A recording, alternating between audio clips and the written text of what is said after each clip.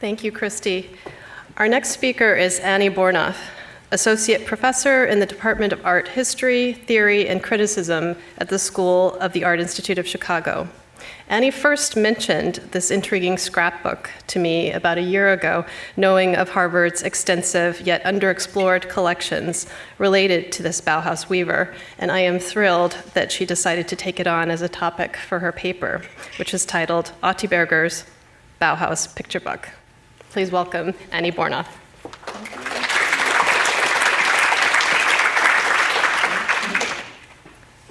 Thank you so much to Laura Muir for encouraging me to delve into this, and to Melissa Venator and Bridget Hintz for your help with this. All right, so today I am going to talk about a Bauhaus object that is not in Harvard's collections, an object that I think might have been passed over in the 1950s as more of personal interest. It is a small scrapbook memento of the Dessau Bauhaus in general and the weaving workshop in particular that ended up at the Art Institute of Chicago in the papers of architect and planner Ludwig Hilbersheimer, who taught at the Bauhaus and later in Chicago. Since, to the best of my knowledge, it has never been reproduced or discussed, I thought I should tell you about it today. Its cover announces that it is Otti's Bauhaus picture book. It belonged to the weaver designer Otti Berger. While Judith Rauh focused on Berger at this exhibition's opening, I will risk redundancy and give a quick overview of her life and work. As Ty Smith has argued, Berger developed a new kind of authorship in the field of weaving, the weaver designer as inventor, through the innovative fabric she created, as well as her successful pursuit of patents, her negotiations with the companies that manufactured her textiles, her insistence on a brand name, OB, for her products, and her published writings. A 1930 CV shows Berger's own sense of her trajectory. Born in 1898 in a village then in Hungary, she studied for 5 years at the Art Academy in Zagreb before matriculating at the Bauhaus in 1927, where she joined the weaving workshop. After passing her journeyman's examination at the Chamber of Crafts, Berger was awarded her Bauhaus diploma in 1930. In a 1937 CV, she writes that she led the weaving workshop in 1931-32. So she did, but not officially. In 1932, when Lily Reich was hired as the workshop's director, Berger was her assistant. Less than a year later, Berger left to start her own textile atelier in Berlin, creating fabrics for Wohnbedarf and Hans Scharoun. In 1935, the Reich Chamber of Fine Arts rejected Berger's application because she was Jewish and foreign. In 1936, she was barred from working in Germany. She moved to London the next year, but returned in 1938 to her hometown to care for her ailing mother. She hoped to join Hilbersheimer in Chicago. Moholy asked her to direct the weaving workshop in his new Bauhaus, and Berger and Hilbersheimer intended to marry, but she was never granted a visa. Berger's village was in the part of the region of Baranya that Hungary annexed in 1941. When Germany occupied Hungary in 1944, Berger was one of almost 500,000 Jews rounded up and deported by German and Hungarian authorities in April 1944. She was killed at Auschwitz. In Hilbersheimer's papers, much of the material related to Berger dates from 1939 to 1941 and consists of correspondence among Berger, Hilbersheimer, Moholy, and Gropius working towards her emigration. Berger sometimes writes of Bauhaus figures and debates in her letters to Hilbersheimer. In a 1941 letter, she writes about her work on a carpet. It gives me great pleasure and I forget the whole world working on it. It is really beautiful, a little dream world for me. Whether you will fully understand it, I don't know. Papa Klee would have taken pleasure in it. It is not an object of use in the ordinary sense. Back to the scrapbook.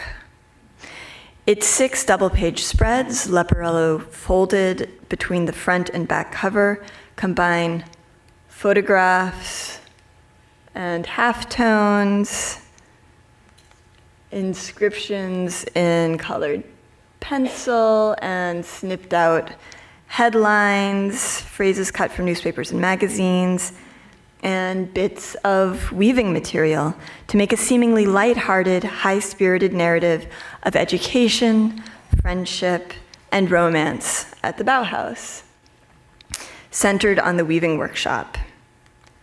It was made for, not by Berger, by one or more of her friends and colleagues. It belongs to a rich culture of gift-making at the Bauhaus, presents such as the 1928 portfolio chronicle given to Gropius when he left. Here are the contributions from Günther Stölzl, the director of the weaving workshop, and from the weavers, or the mock diplomas that Stölzl gave her students, including Berger, who's holding up hers right there, to celebrate their official diplomas. Or the collage inscribed with the words Holy Family that Berger herself made for Stölzl and her husband Ari Sharon to celebrate their daughter's birth. Note the shared vocabulary of materials: cut and pasted photos, foil, lots of hearts. Like these, to various degrees, the scrapbook was made for the enjoyment of an intimate audience, Berger and, at most, a little group fluent in its in-jokes. It seems that a flap of paper was pasted over the 2 covers, back and front, to seal up the little book. A flap with a bright red heart on the outside, hiding the face of the school's second director, Hannes Meyer, in a flat cap on its reverse, humorously emphasizing its private nature. Frankly, I feel nosy presenting this. Most likely, the picture book was made to celebrate Berger's Bauhaus diploma, awarded in November 1930, a memento of her Bauhaus education as a gift to celebrate its successful completion. One spread is divided between a left-hand page before and a right-hand page after the transformation. The latter inscribed wine, woman, and song. Graduation is most plausibly, I think, the transformation in question. So a present made for the same occasion and in a similar manner as the collage diploma from Stölzl that Berger holds, but by one or more of Berger's friends, likely fellow weavers. The clues for dating provided by the book's inclusion of many halftones snipped out of the Bauhaus Journal do not contradict this hypothesis. The scrapbook could not have been made any earlier than fall 1928, but was likely made before the July 1931 issue devoted to Stölzl, for it includes none of its artful photographs of Bauhaus textiles. It is not clear how exactly the scrapbook ended up in Hilbersheimer's papers. As a present to Berger, filled with jokes about her looking for love at the Bauhaus, it would seem an odd thing to give a fiancé. More likely, it was among the items that Berger left in storage in England. In the early 50s, Walter Gropius's former secretary, Hanne Lindemann, sorted through the materials that Berger left in England, selecting for the Busch-Reisinger a large number of Berger's textile samples from her Bauhaus years and afterwards, as well as her instructions for weaving and dyeing. Lindemann wrote, "Otti was really a genius, and she gives the best proof of what good teaching can produce in the end." The material she chose constitutes the core of Harvard's collection of Berger's work, the largest in the world. The material she didn't choose, correspondence and photos she wrote, Lindemann sent to Hilbersheimer in Chicago. Perhaps the scrapbook was among these items, Lindemann deeming it more of personal value and less a demonstration of Bauhaus teaching. This possibility made me think it especially appropriate to bring, so to speak, this scrapbook here to Harvard today. For really, it is both. It is personal, in-jokey commentary on the Dessau Bauhaus, reconfiguring bits of the school's public self-presentation for the pleasure of a small insider audience, chiefly Berger. Much scholarship in the last decades has explored the problematics of gender in relation to the peculiar place of the weaving workshop at the Bauhaus, which women were often encouraged to join. According to recent calculations, almost 91% of the students in the weaving workshop were women, although about 2/3 of female Bauhaus students worked in one of the other workshops. In a 1926 essay on weaving at the Bauhaus, Stölzl described it as primarily a woman's field of work. Stölzl herself would soon be promoted to become the only female young master. This hitherto undiscussed scrapbook gives us some sense of how one or more of the weavers played with and dealt with these very problematics of gender among themselves in 1930, as well as how they tried to reassure each other in the face of an alarming series of events. In late fall 1930, at the beginning of Mies's directorship, when the scrapbook was most likely made, many of Berger's close associates believed that the Bauhaus was no longer the vital community that they had found in it earlier. That summer, the mayor of Dessau, Fritz Hesse, accused Meyer of involvement with Communist Party politics and fired him. So it's the ex-director's face pasted on the verso of the heart sealing the book. One of the new director's first tasks was to dispel an image of unruliness that had become a major liability in Dessau. To this end, Mies dispersed the students as a residential community, converting the Preller House, pictured here, to other uses.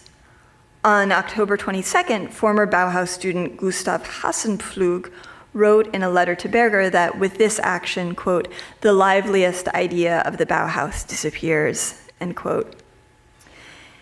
In November, Stölzl wrote her brother that a couple of beastly rabble-rousers wanted to have me tossed out, and there was also an intrigue coming from the top. It is completely obvious now that we are simply becoming a school. I would really like to leave this place, but where can I go? Berger's successful completion of her Bauhaus studies coincided with a moment when many of her closest friends believed that what was most valuable in this institution itself was finished. To read the picture book, it is useful to keep in mind the micro-political upheaval then shaking the weaving workshop, the rabble-rousers and the intrigue to which Stölzl refers, ultimately forcing her resignation in summer 1931. My account is drawn mostly from Stölzl's own letters, a good source for understanding how these events appeared to Stölzl's closest allies, such as Berger. Berger was involved in these events, the nature of which must have colored the ways in which some of the Bauhaus weavers might think about several of the picture book's main themes: romance, reproduction, professional success. According to Stölzl, 3 weaving students, Greta Reichhardt, Ilse Vogt, and Herbert von Arendt, complained about her conduct, quote, in the area of sex, end quote. Stölzl was not told the precise content of their complaint, but it seems it had to do with her 1929 marriage to socialist Zionist architect Ari Sharon, who studied at the Bauhaus before going to work for Meyer, and the birth of their daughter Yael about a month after the wedding. In a letter to her brother some months before Yael's birth, Stölzl wrote, "I am going to have a baby. I want to have it and won't do anything to stop it. My salary is enough to feed a little tyke like that, and it will also be fine later. Nothing will happen to me at the Bauhaus. Everyone is simply happy. No one will make any difficulties for me." Clearly, Stölzl was already concerned that having a child could lead to something happening to her. Stölzel viewed as contributing factors Sharon's close association with Meyer, her own closeness with her students, and her self-described left-wing position. She speaks frequently in terms of left and right when discussing the positions of Bauhaus students and faculty in this affair.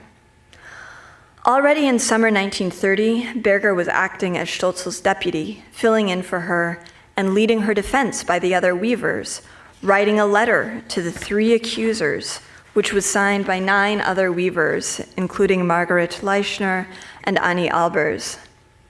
The Bauhaus administration and student body also attempted to defend Stölzel. As Stölzel wrote in June 1931, "The students have thrown out the 3 agitators, and then Mies dismissed them too. All of the masters signed a paper supporting his action and hung it up at the Bauhaus. Then the mayor came with a German nationalist, and they were readmitted. That is the power of politics, and I have coincidentally just fallen victim to it." For the Bauhaus, the growing strength of the nationalist right in local politics was a crucial factor long before the Nazis became the strongest party in the municipal council elections of November 1931. Meyer was probably not entirely wrong in thinking that Mayor Hesse dismissed him because the latter felt pressure from the right. He wrote at the time that Hesse acted, quote, "because of the upcoming elections. The Democrats, and particularly the Social Democrats who govern here and have acquired as defenders of the Bauhaus cultural Bolshevist credentials, must demonstrate that they are also anti-Marxist and national," end quote. These dynamics, it seems, encouraged the 3 agitators while limiting the ability of Bauhaus students and administration to act against them. The affair certainly underlined for the weavers the vulnerability of professional women to attacks combining the sexual and the political. While some professional women during the period managed, it seems, quite comfortably to combine their careers with motherhood, as Stölzel had hoped, there was certainly widespread concern, sharpened by the profound economic depression, that working women who had babies risked losing their jobs. In 1931, Elsa Kienle, the doctor and activist fighting for the legalization of abortion, wrote that the modern woman who no longer wants to have children is motivated not by reasons of convenience or because she lacks maternal feelings, but rather by a rational fear on the part of young women of losing their positions as clerks, teachers, or workers. Again, back to the graduation present. The front bears the title Otti's Bauhaus Picture Book. Photographs of the Dessau buildings and the school's stamp. Now, picture book is used in German not only to mean a book with pictures, but especially one for children. Like the English storybook in such expressions as a storybook marriage, it often denotes the picture-perfect things as children are imagined to imagine them. We might read the celebratory images of fun and triumph in the scrapbook, fitting the occasion of graduation as, at the same time, also anxious, fitting the occasion of graduation during the Great Depression, and in the midst of a multi-pronged attack on Berger's mentor's professional position. They project confidence and reassure because reassurance was needed. And by way of its title, the scrapbook tries to protect itself by calling itself naive. Inside, the first spreads retrace the curriculum. The first plays with the preliminary courses focus on material, here spelled out in elaborately decorated calligraphic capital letters undulating over the surface, and by using mostly glitzy, kitschy materials such as gold and purple foil. Included here is cellophane, a fairly recently developed material whose newness and shiny transparency appealed to the weavers, including Berger, who made subtle furnishing fabrics, taking advantage of its unusual properties. Probably the best known is Annie Albers' 1929 wall covering for the ADGB Trade School Auditorium, an exemplification of functionalist textile design in cotton, chenille, and cellophane. The cellophane here, however, is a gleefully garish and unruly magenta tangle, in sharp contrast to the kind of work that Berger made in the course. A snipped-out phrase in a lush cursive reads, "We women too prefer." The seductions of its phrasing and visual form, bright against dark like a neon sign, suggest that it came from an advertisement and that the next word will denote some consumer good. But pasted below in Bauhaus lowercase is the name Josef Albers and his cutout portrait from the 1928 issue of the Bauhaus Journal. When Berger took the preliminary course in 27, Moholy was in charge, but he was assisted by Josef Albers, who had already married Annie Albers, who was, along with Berger and Leichner, one of a core group of weavers who took on teaching and administrative duties in the Bauhaus's later years. The next spread moves to the weaving workshop. It makes heavy use of halftones published in the Bauhaus Journal in 27 and 28, fabric for curtains and furniture sold by the meter, created by Lisbeyer and Stolzel, Stolzel's smiling face, Lotte Beze's photograph of the weavers shot from above, putting their heads together, an image of warm female camaraderie and physical closeness. The colors of the bits of material included pink chenille, baby blue embroidery floss, are again rather kitschier, especially in combination, than those favored by Berger circa 1930. Similarly, the cutout word girls, surrounded by some delicate little blue flowers and colored pencil, and the pink chenille tracing the flowing tresses of one of the weavers, play at associating the workshop with maidenly femininity, in sharp contrast to the way in which the Bauhaus cover featuring the Beze photo surrounds it with Sachlichkeit. The next spread features the heads of Bauhaus teachers: Kandinsky, Feininger, Schlemmer, and Klee, all cut from the same cover. Ornamented capitals spell out Kunst, art, and bits of headline combine to make the phrase, "a vision of manly beauty." Now, in Berger's first published essay on textile design, fabrics, and space, included earlier in 1930 in the Prague-based journal Red, in a special Bauhaus issue planned by Meyer, Berger speaks in terms of the tasks of textiles in relation to walls, windows, and furniture, and underlines the essay's functionalist stance in her concluding paragraph. Finally, it should be mentioned that in these remarks, the words art and aesthetics have been deliberately left out. Too much mischief has been done with the first. The word Berger avoided sprawls across this page, along with the faces of the Bauhaus faculty, most associated with fine art, several of whom, like Moholy and Schlemmer, had left the Bauhaus or were on their way out. Stolzel wrote in July 1930 of the heavy blow of learning that Klee, too, was leaving. Every teacher included here was originally hired by Gropius as a form master back in Weimar. They had various reputations among the weavers.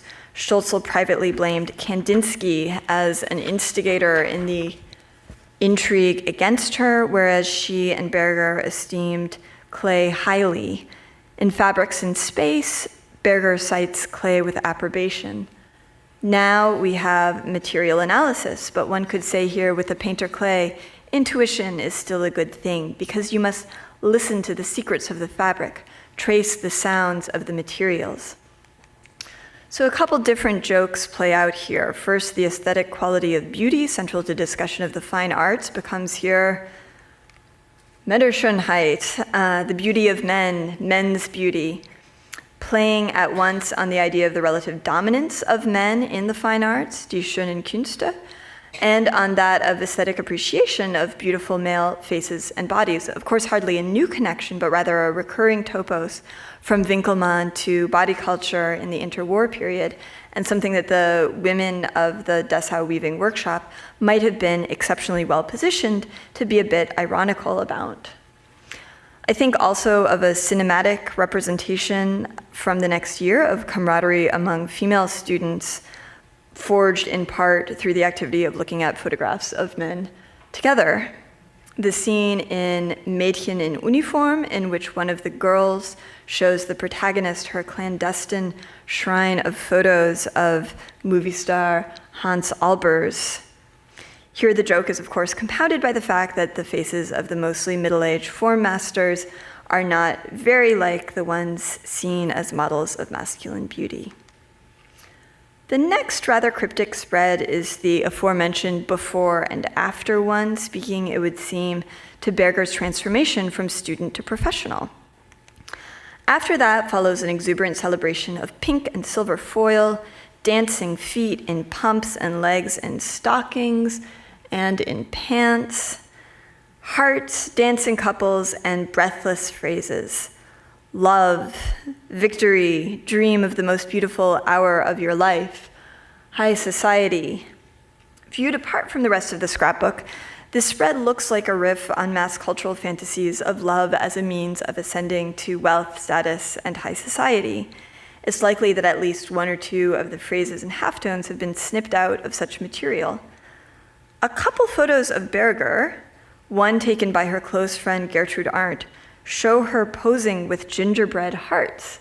This one says, "Because of love." Berger and Arndt certainly enjoyed playing with such standardized, mass-produced signs of romance. Arndt's own masked portraits, self-portraits in various feminine masquerades represent another mode of such play. But in the scrapbook's narrative sequence, this reads as the consequence of Berger's transformation, following the cues on the preceding page, the words wine, woman, and song, and a dancing woman. The high life here is the reward of a successful Bauhaus education. Surely here again we see some self-protective irony in the form of playful celebration, thinking of the economy in which Berger and other graduates of 1930 knew they were going to have a hard time finding a place. Plainly, the last two pages deal with romance and babies while playing on the topos of fortune-telling games, emphasizing their chanciness. A skeletal hand holding an ace of hearts reaches down. Would you like to know your future? In a sense, this is as fitting a theme for some pages of a Bauhaus picture book as the earlier ones. As Rösler and Blum have recently commented, from the available biographical data, it seems as if the Bauhaus indeed served as a marriage market for modern and independent women and men. Of the 38 female graduates of the Bauhaus, almost half married a fellow Bauhaus student. Berger was one of a number of students whose answers to questions aiming to illuminate the school, what the school was for the students, were published in a Bauhaus journal from 1928. To the last question, what do you intend to do when you leave the Bauhaus? Berger answered, get married, not as if. Berger's parenthesis could be read either as not as if I would do such a thing or as I'm not pretending. As the short introduction says of the students' answers as a whole, quote, their intellectual image is contradictory, but contradictions are not only lively young people's prerogative, but their duty, end quote. In any case, Bauhaus courtship was certainly something about which the scrapbook's maker or makers wanted to tease Berger. Going back to the scrapbook's title of Bilderbuch, much here is reminiscent of children's taunts and fortune-telling games. A woman looks up at a tall man whose arm is wrapped around her shoulder. His chest bears a big red heart, repeating the one on the card and the previous pages. Who will be the lucky man?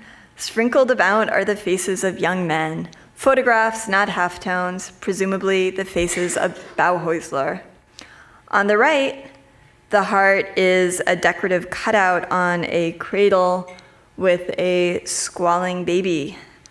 Continuing with the fortune-telling motif, cutout text reads, Ace of diamonds and 9 of clubs, a baby. The halftone of a bright-eyed baby pushing up from its tummy has been snipped perhaps from a Hedda Walter type photo story or more likely an ad. Doubtless, the baby was published as an object of easy-to-use desire, as easy to use as the legs of the previous spread. As Krakauer wrote in 1927 on illustrated newspapers, infants are of interest to mothers, and young gentlemen are captivated by the legs of beautiful girls. Of course, pictures of infants and women's legs might be captivating for many who were neither mothers nor young gentlemen, including women without children, as Maud Lavin has explored in relation to Hannah Hook's 1934 scrapbook. The halftone expects the viewer to want this baby, and the baby seems to expect the same. Rocking the more agitated baby in its cradle is a young woman with cropped hair and a body made of the Bauhaus buildings. Imagined as a maternal body, the Bauhaus buildings may read as cold and boxy, and the adjacent cutout text, the young girls of today, reads as if it could be the start of a conservative lament about their inadequate motherliness. This is not to suggest that the makers shared this view, but rather that they noted it. The contrast with the image on the back cover, also combining photographs of the Dessau buildings and a woman, is stark. The back combines 2 photographs, a northeast view of the school buildings and the dancing woman we already saw on the after side of Before and After in a short fur-trimmed dress, something like a Sonja Henie figure skating outfit, dancing exuberantly on top of the building. Keeping in mind what was going on in the weaving workshop in late fall 1930, I would suggest that we see this back cover not as simply and exuberantly triumphant as it first appears, but rather as a wish image that the picture book's title labels as such. Perhaps the scrapbook's maker or makers already saw it as standing for unfulfilled hopes of the very recent past.